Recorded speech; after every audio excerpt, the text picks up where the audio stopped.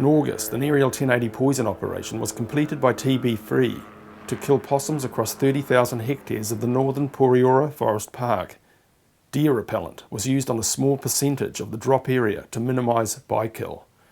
What's really annoying about this drop, I'd like to say, is that last 2 years I've done a monitoring on pig heads. I've got 60 pig heads out of this area, right through, big scale of bush. Every single one of them was clear, no TB, absolutely nothing. Over what period of time? Over 2 years, all right? Animal Health Board said to me it will not be 1080 dropped if you come back with no TB reactors. We've got 15 deer heads out of here as well, they're all clean. They then came back to me and said, no, it's not good enough, you didn't get them from the south end, right? Now the south end, when we first signed the contract, they never even mentioned about doing the south end. They just wanted it from the northern end, and we did that.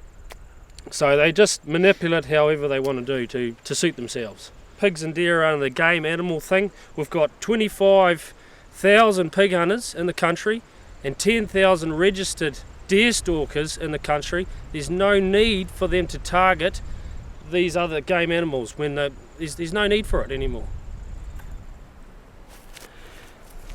This is a young yearling of fawn, really. This is this year's fawn, I'd say. It's out here in a bit of an open ridge. There's another yearling deer just further around the ridge here. We'll go and take a look at that. And clearly the deer repellent isn't working. Here's the other deer we were talking about, not far from that fawn over there. This one's a yearling. Once again, as you could just see there, a few deer repellent baits still sitting about. They're in quite good shape, eh? Yeah, considering it's been a couple of weeks. Yeah. Got a good few hours of daylight, so we'll keep pressing on, eh? Well, there was a stag here me and Rob found on Sunday. It's Friday today.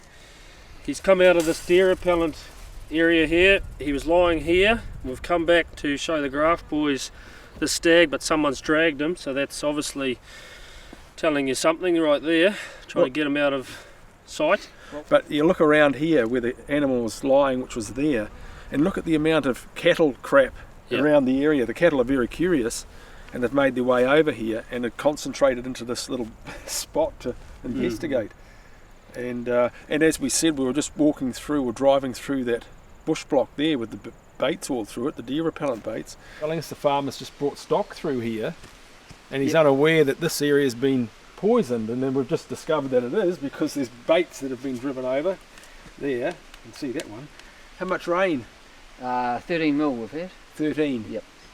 And it's been when was the drop? A week and a half?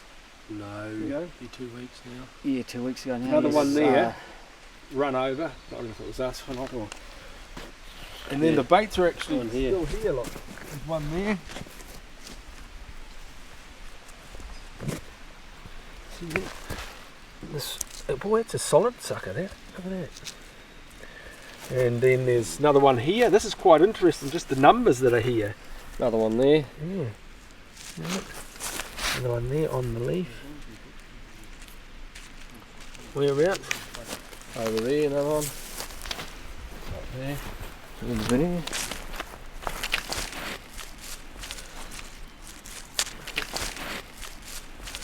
Another one there.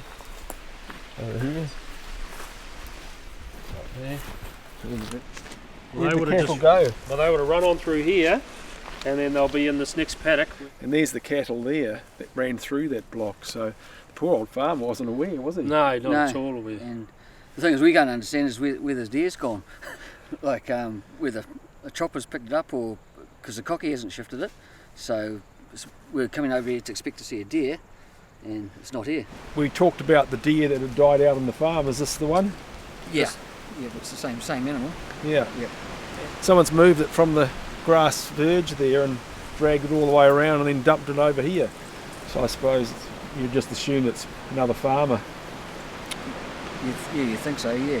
But no one seems to know who's moved. It's a bit of a mystery, but yeah. We're in an area that's got deer repellent on it, and here's a dead blackbird. And of course we know that the ordinary baits kill birds, but there you go, that's just the evidence that Deer repellent baits also kill birds. Look at this little guy, sweet little thing, isn't he? Looks like he's only a few days old. We've got fawn, yearling, hind and stag all killed on deer repellent, and even a baby goat and birds, blackbirds, so it's not looking good, is it? Not at all. He's coming out the nose pretty bad, isn't it? Yeah. And that, of course, is pig bait, isn't it? Yeah. Pigs get into that, would you believe? Everything bait. Yeah. How many acres of bush have you got, Rob? There's a couple of thousand. This is all deer repellent in here, a whole lot. And so, and where's this pig? He's probably up in here, I'd say. Yeah. What about the other deer, the stag? Found him over here, just on the grass edge, Yeah. bush edge. There's two younger deer. They're sort of up in here, a bit higher. And what about this sort of care? I mean, this is your property. Yeah, we've got a hut further down. Kids will let go there, and we wouldn't want to drink out of this creek for quite a while. You know, how long before that's going to break down? Well, and the other thing is, you know about that one, but often possums are in the streams as well. Deer end up in them. It's just an unacceptable practice, doesn't it seem? Yeah, to me, yeah. It's, we haven't found a lot of possums anyway.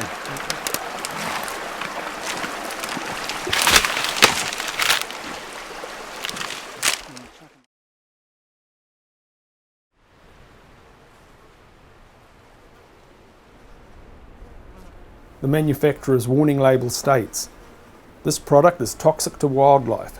Birds and mammals feeding on carcasses of contaminated animals may be fatally poisoned." Here we've got a good sized spiker which has been consumed by pigs. You can see the pigs have been, looks like they've been living under that log there, good shelter, a nice meal they might think. The point here is that the poison label states that all these carcasses, if you're going to poison an animal, must be buried deeply. But in New Zealand they're just left here to decompose. Other animals can come in and scavenge. They're toxic. Once again, no maggots. We've got blowflies, we've got other insects crawling across the carcass, but no maggots. It's quite fascinating.